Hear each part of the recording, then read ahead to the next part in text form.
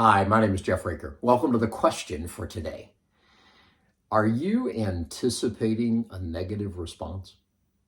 I know what that person's going to say. I know they're not going to like it. I know they're going to be negative. And hey, there could be plenty of evidence for that.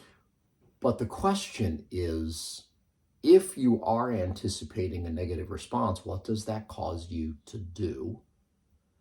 And what does that stop you from doing? How does it get in your way? How does it create a barrier? If we adjust our leadership based on what we assume is going to happen, it's not always good. Now, this is different than, new idea, and this person and this person tend to not like new ideas at first, so I'm going to give them time to think about it. That's just great leadership because you understand who your people are.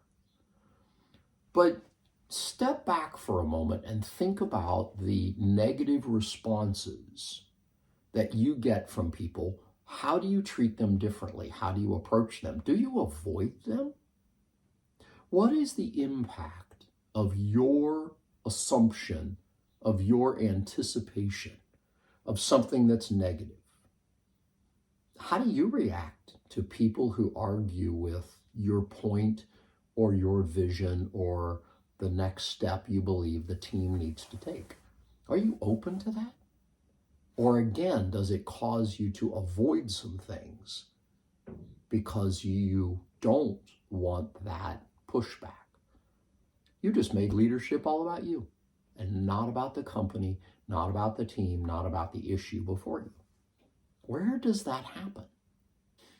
It may be that you say something like this.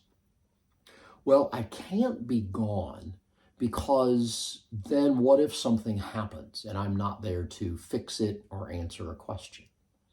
Or I feel guilty for being gone if I expect my people to be there. If you're the team leader, taking a step back to think, to plan, is something that you have to do and something in a sense only you can do. Check your motive.